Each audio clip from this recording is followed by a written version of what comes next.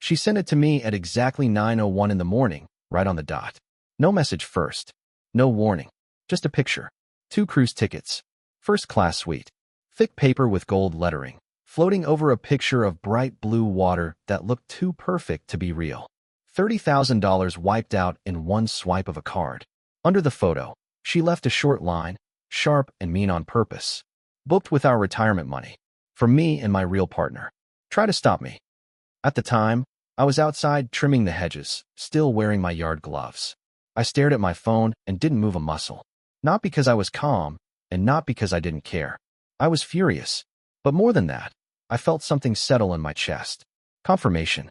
I had been waiting for this moment longer than I wanted to admit. I went back inside the house, slow and steady, like nothing had happened. The morning air was still cool. I opened the drawer under the coffee machine.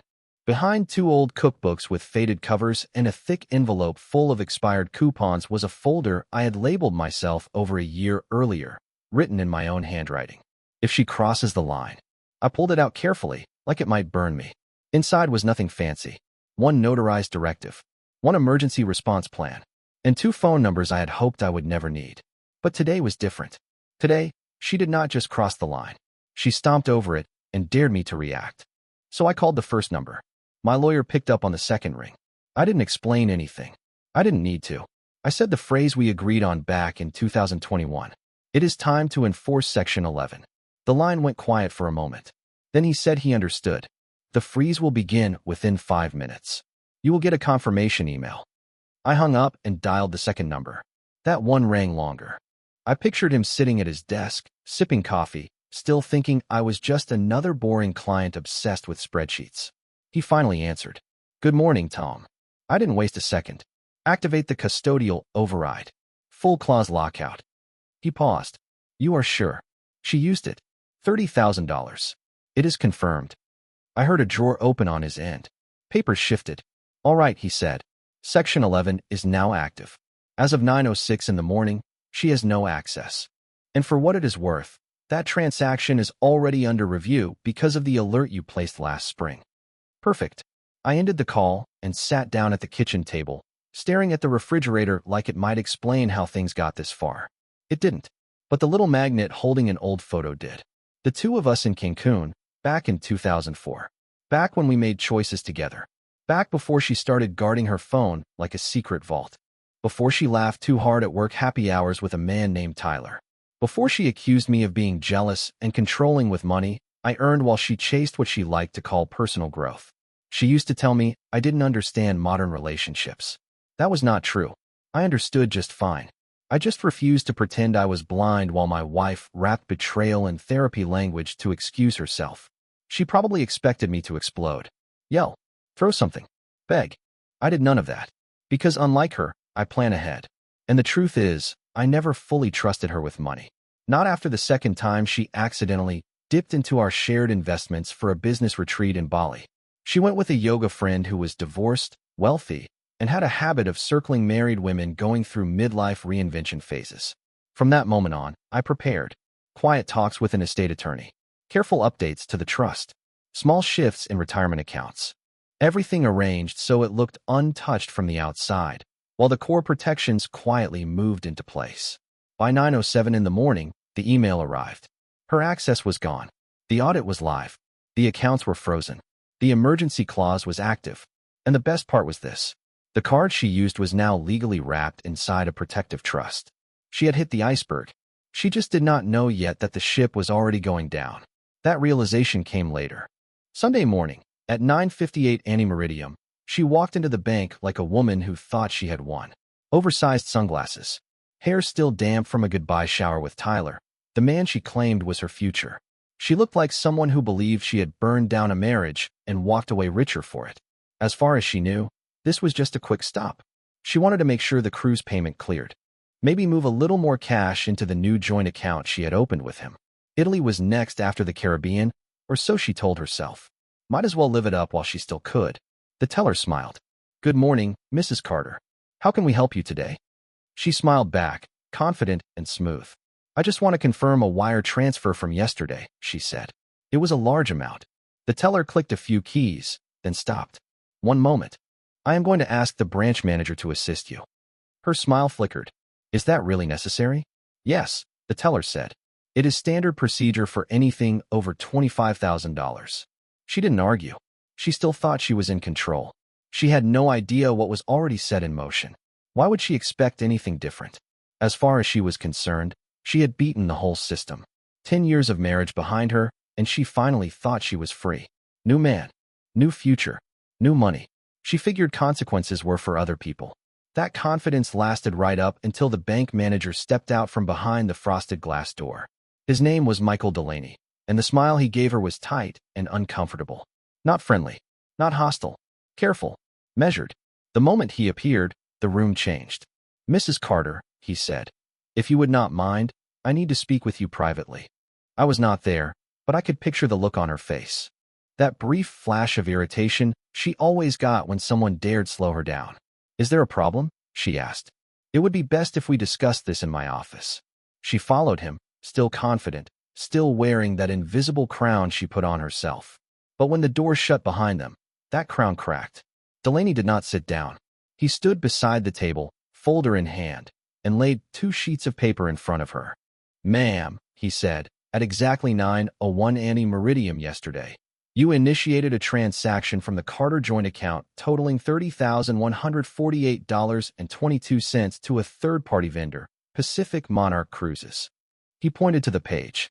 Attached is the timestamp, purchase authorization, and an image sent from your registered device. She leaned forward and stared. It was the same picture she had sent me. The cruise tickets. The message underneath. The words telling me to try and stop her. He had printed everything. And this, Delaney continued, turning the page, is a notarized directive filed by Mr. Carter last year invoking Section 11, Asset Emergency Protection. Her eyes flicked up, confused now. This directive authorizes immediate custodial override of all shared financial instruments in the event of suspected financial instability or unilateral withdrawals above the agreed threshold. She blinked once, then again. Your access was formally revoked at 9:06 ante-meridium yesterday, 5 minutes after the transaction occurred. The card you used was flagged and voided under that clause. Her voice sharpened. You cannot do that. That is illegal. Delaney did not react. No, ma'am. It is not. The directive was executed through a verified fiduciary counsel, filed with our institution, and notarized with full consent. Consent? She snapped. When? Last year, he said. March. That was when it hit her. She remembered that afternoon, sitting at the kitchen table, signing papers while half listening, thinking more about a weekend trip she was planning with her friend Lauren than about anything I was saying. I did not understand what I was signing, she said, her voice tight. Delaney raised one eyebrow. I am not an attorney, Mrs. Carter. But you initialed every page, including the one that states you confirm you have read and understood the terms herein. She stood up, crossed her arms. Then I want the block removed. He let out a slow breath, like a man who had delivered this news before. You no longer have standing to request changes to the account. All decisions are under custodial authority until legal proceedings are resolved. Legal proceedings? She repeated, stunned. He tapped the bottom of the second page. Emergency arbitration was filed yesterday. There is a standard 72-hour hold. I strongly advise you to contact your legal counsel. That was the moment she shrank. The room felt bigger, colder, like it no longer belonged to her. Is there anything else? He asked politely. She did not answer. She turned and walked out, putting her sunglasses back on. This time they were not hiding confidence. They were hiding panic. When she walked back into the house, it felt colder to her. Not because the temperature had changed. The thermostat was still set to 72 degrees, just the way she liked it. But something else had shifted. The walls felt unfamiliar. The hallway felt wrong, like the house had chosen a side. She kicked off her heels by the door and went straight to the guest room closet. Inside was the filing cabinet she never touched. That cabinet was my domain. Neatly labeled folders. House deed. Taxes. Investments. Trust and will. Emergency procedures. All written in my careful, tight handwriting. She used to tease me about it. Do you run our marriage like an operations manual? She would joke. I would smile and keep labeling. Now her fingers shook as she yanked folders out. She found it under trust and will. A navy blue folder. The same one I slid across the table last year while we ate dinner in silence. Her phone had been buzzing nonstop with messages from Tyler, which she kept checking under the table. Just standard protective paperwork, I told her. Routine updates. She barely looked at it. Sure, she laughed. Whatever. I trust you more than I trust the Internal Revenue Service. She signed everything. Initialed every margin.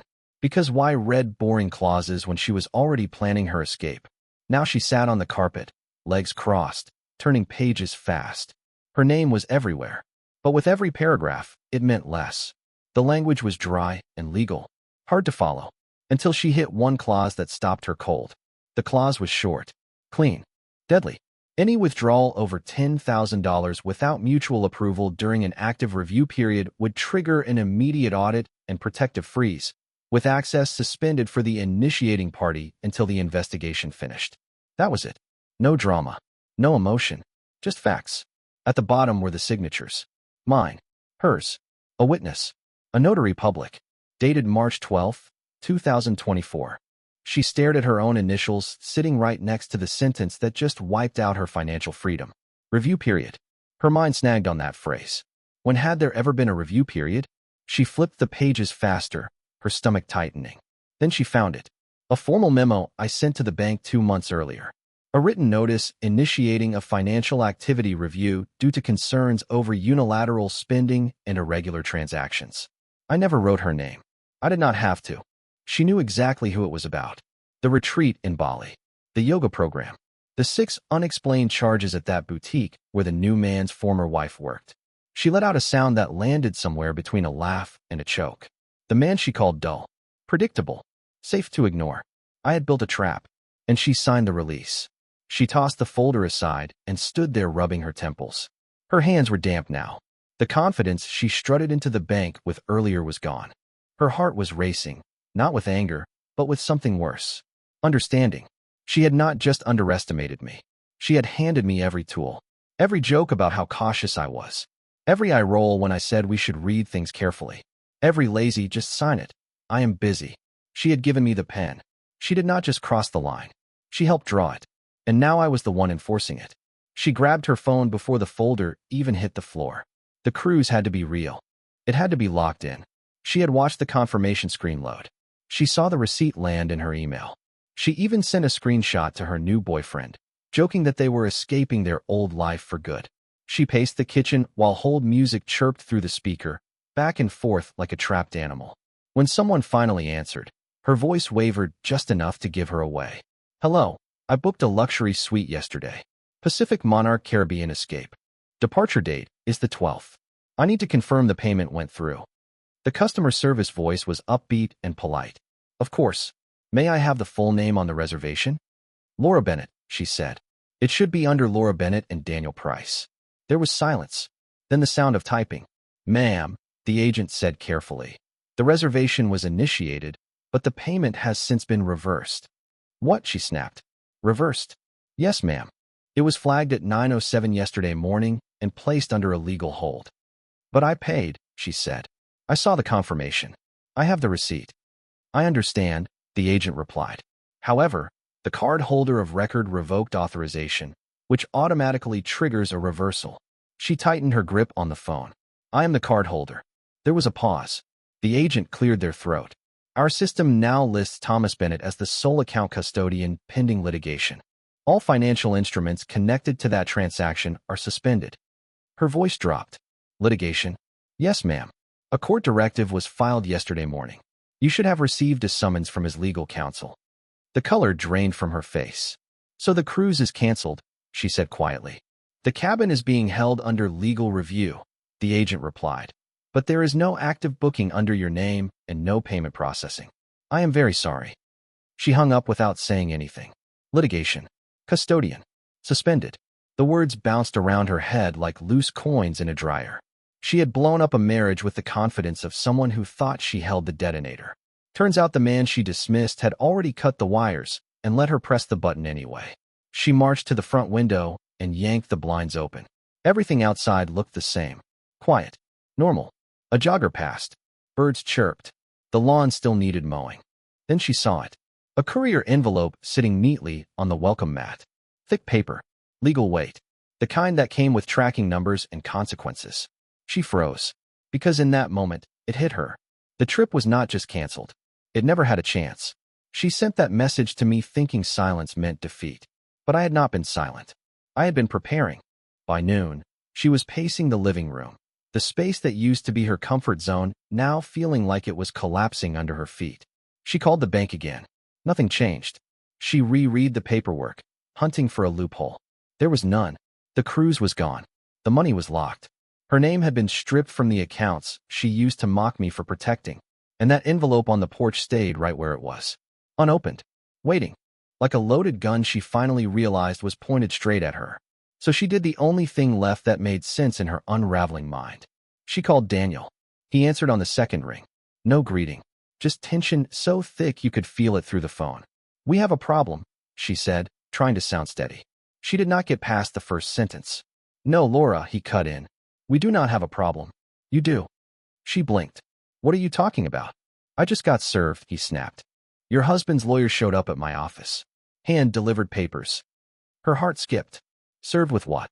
Financial interference. Misappropriation of marital assets. He is claiming I knowingly benefited from stolen funds. "That is insane," she shot back. "It was our retirement money. I was on the account." "Not anymore," Daniel said sharply. He had everything notarized. Timestamped. "He revoked your access 5 minutes after you booked that cruise." She felt her stomach drop. "And now my business account is frozen," he continued. "The one I use for payroll. I had to explain to my chief financial officer why we cannot pay vendors this week. Do you understand how bad this makes me look?" She softened her voice, trying to regain control. "Daniel, listen. He is bluffing. He is bitter. He does not have that kind of pull." "Stop," he said. "Just stop." There was a pause. Then his tone changed. "You did not tell me he was this connected." Her mouth opened. Nothing came out. "I looked him up," Daniel continued. "Thomas Bennett. Quiet guy, right? Civil engineer. Careful with money. That is what you told me." She stayed silent. "But apparently," he went on, "he sits on advisory boards for 3 financial institutions. One of them is my bank. My bank, Laura." Her legs gave out, and she sat down hard. "You are overreacting," she whispered. "This is just posturing. He is trying to scare you." "Well, it worked," Daniel said coldly. "And you did not think I deserved to know any of this before jumping into a $30,000 cruise, an illegal mess?" She tried again, softer now. "Please.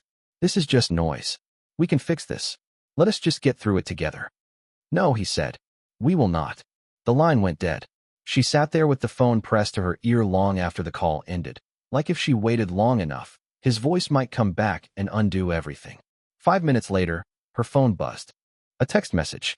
5 words. "This was a mistake. Do not contact me again." No punctuation. No explanation. Just a clean break, like he had jumped off the ship she booked and left her standing alone on the dock. She stared at the screen without blinking. She had mocked me for being careful, for being quiet, for staying home while she went out searching for herself. Turns out the quiet man she betrayed had more reach than she ever imagined. And the partner she bragged about vanished just like the cruise, just like the money, just like the safety net she thought she had. She did not knock when she came back to the house. She did not hesitate or tread lightly. She shoved the door open like someone who still believed she had a claim. Like the house and the life inside it still belonged to her by default. She slammed her keys onto the side table out of habit, kicked off her heels, and marched down the hallway toward the bedroom, muttering to herself, "Fine. Freeze the accounts. Kill the cruise. But the jewelry is mine. The bags are mine. The electronics are mine." The house was too quiet. No hum from the refrigerator. No familiar chime from the security system. Just silence. She was halfway down the hall when a soft sound finally broke it. 3 slow beeps. Then a calm, unfamiliar voice. "Security mode engaged. Please enter access code." She froze. "What?" she said out loud. She entered the code she had used for years. Her birthday and the number of months we had been married. Error. She tried again. Rejected. Another code. Rejected. Then the voice returned, firmer this time. "Security update active. Please vacate the premises immediately." She stared at the hallway speaker like it had insulted her. "Excuse me," she snapped, as if yelling would change anything. She rushed to the control panel. It was different. A sleek black screen. New interface. Nothing responded to her touch. No override. No reset. She tried the bedroom door. Locked. She twisted the knob harder. Nothing. The office door was locked too. So was the guest room. Even the spaces she barely used were sealed, like the house itself no longer recognized her. That was when she saw it. A single manila envelope on the kitchen island. Her name written across the front in neat, familiar handwriting. Mine. Her hands shook as she opened it. Inside were documents. Pages of legal language. Highlighted sections. Notarized forms. The title page stopped her cold. Reallocation of property under Family Trust Bennett 04. Effective date, April 22, 2024. She flipped the page. The ownership section was short. Trustee, Thomas G. Bennett. She stood there in the quiet house, finally understanding something she should have realized a long time ago. She had thought I was passive. She was wrong. I was prepared. At the bottom of the page was the part that finished it. Beneficiary, Hannah Bennett, our daughter. Former co-owner, Laura Bennett. Rights revoked under Clause C-117. There it was. Clean. Final. In black ink. The house had been transferred into a family trust. A trust that did not include her. A trust she had unknowingly approved when she signed a so-called temporary estate simplification form last fall, right before Thanksgiving. At the time, she was too busy booking holiday spa trips with her friend Nicole to read anything beyond the signature lines. I told her it was just to prevent inheritance headaches later on. She smirked and waved it off. As long as I do not have to deal with your relatives fighting over the coffee table, she said, I will sign whatever. She never imagined that same signature would be used to carefully remove her from our legal life, piece by piece. The envelope slipped from her hands. Her heart was pounding now, hard enough to feel in her throat. She staggered toward the front door like she was escaping a fire. Because that is exactly what it felt like. This house, the one she decorated, painted, swore it during weekend projects. It was not hers anymore. Not in practice. Not on paper. Not even in memory. She looked back once, hoping something would reach out. A photo. A jacket.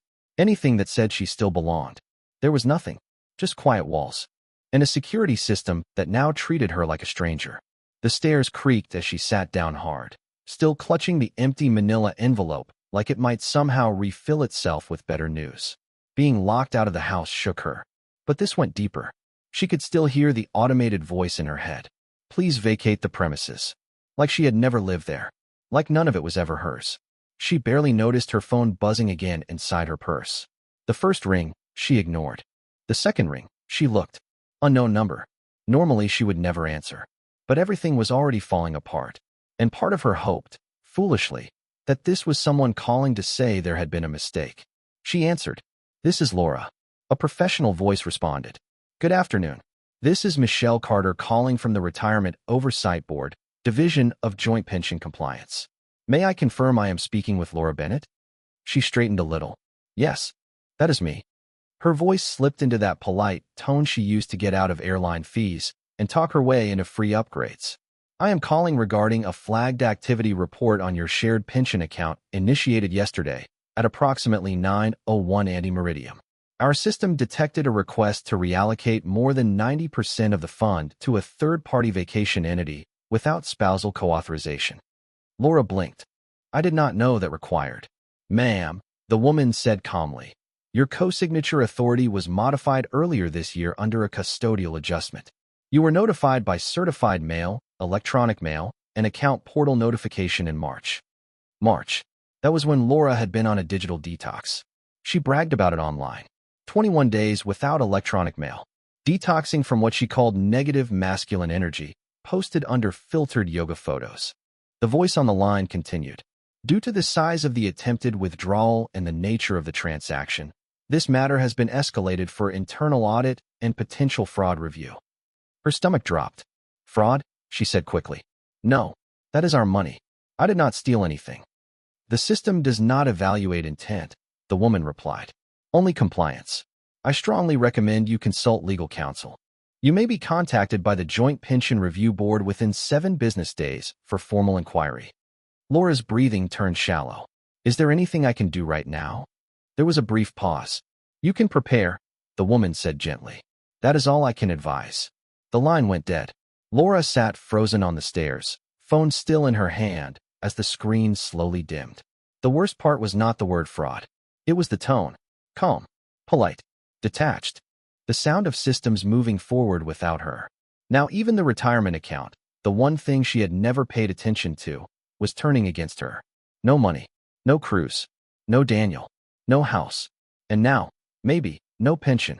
The paperwork I kept so carefully, the clauses she mocked, the folders she laughed at, they had become a fortress, and she was locked out of all of it. She stared at the floor, unmoving on the cold steps, the phone limp in her hand. She did not move for nearly 15 minutes. Outside, a neighbor's dog barked. A lawn mower buzzed somewhere down the street. Life went on, and hers collapsed slowly. Then all at once, she needed someone on her side, an ally, a witness, someone who would listen and believe her version of events while everything around her kept sliding out from under her feet. There was only one person left she thought might still answer without a warning label attached. Nicole. They had been best friends since college. Maid of honor at our wedding. The one who laughed with her over wine when I insisted on tracking vacation expenses down to the dollar. The one who said Daniel felt more exciting and probably matched her energy better. The one who stood next to her while she boxed up half her clothes and said she was entering a new chapter. She called. Nicole answered after 3 rings. Hey. Laura let out a breath she did not realize she had been holding. You are not going to believe what Thomas is doing to me right now. Silence. Nicole. Another pause. Then Nicole spoke. But her voice was not warm. Not comforting. Flat. I warned you. Laura blinked. What? I told you not to send that cruise picture, Nicole said. I told you to slow down and think. That was his retirement money too. Our money.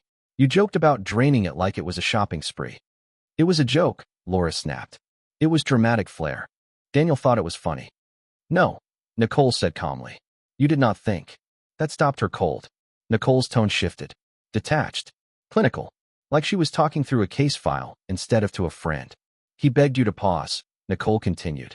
Last fall, he said let us review finances together. You mocked him. You said budgeting was his thing, not yours. You laughed. You always laugh. Laura swallowed. I did not think he would weaponize it. Nicole's voice sharpened. He did not. You handed him the gun and pulled the trigger yourself. Laura flinched. You did not just burn the bridge, Nicole went on. You soaked it in gasoline, filmed it, and sent him the video. I thought you were on my side, Laura whispered. I was, Nicole said. But I am not helping you climb out of a hole you paid someone else to dig. There was a pause. This is not just a breakup, Nicole continued. You hijacked everything. You left a man who paid the bills, cooked dinner, bought you a hybrid sport utility vehicle, and replaced him with someone who called you babe and liked your pictures online. Daniel is gone, Laura snapped. I know, Nicole replied.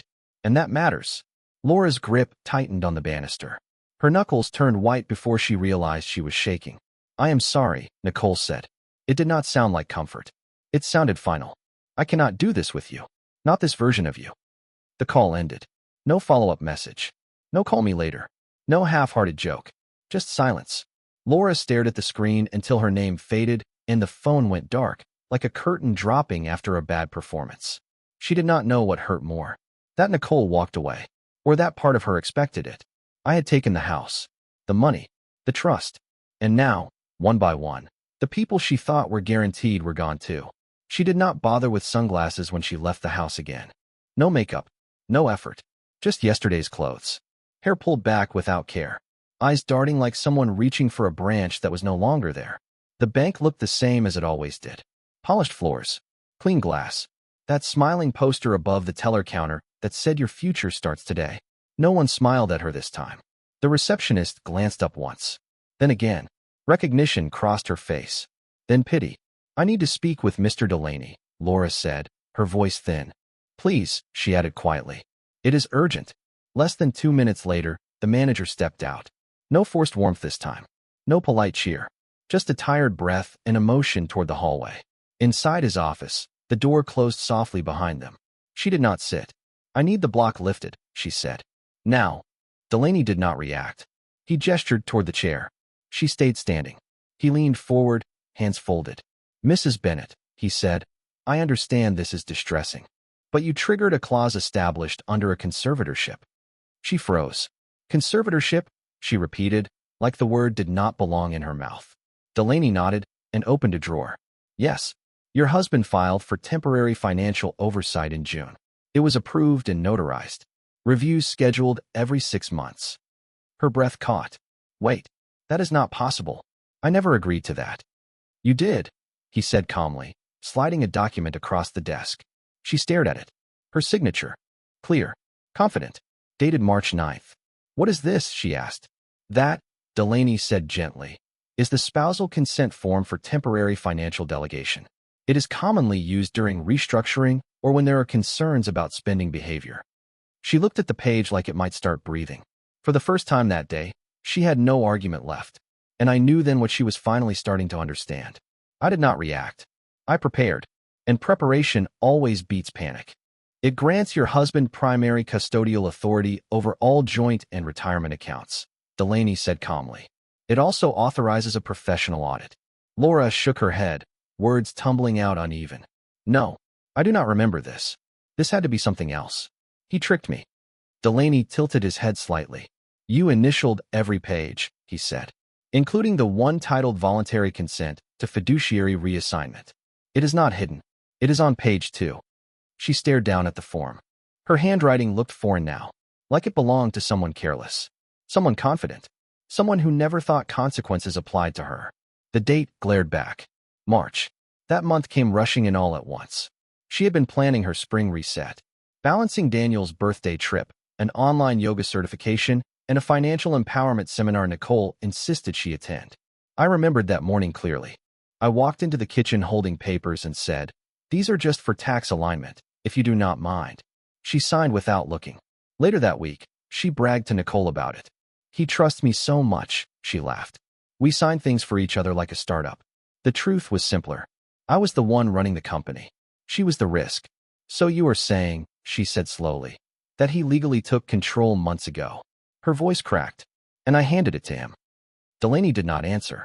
He did not need to. The paper said everything. Laura finally sank into the chair, like her body accepted defeat before her mind caught up. This is not fair, she whispered. Delaney leaned back. Mrs. Bennett, he said, your husband did not set a trap. He paused. He built a safety net. Quietly, carefully, while you were not paying attention. Her eyes were glassy now. He knew this would happen, she said. Delaney waited a moment.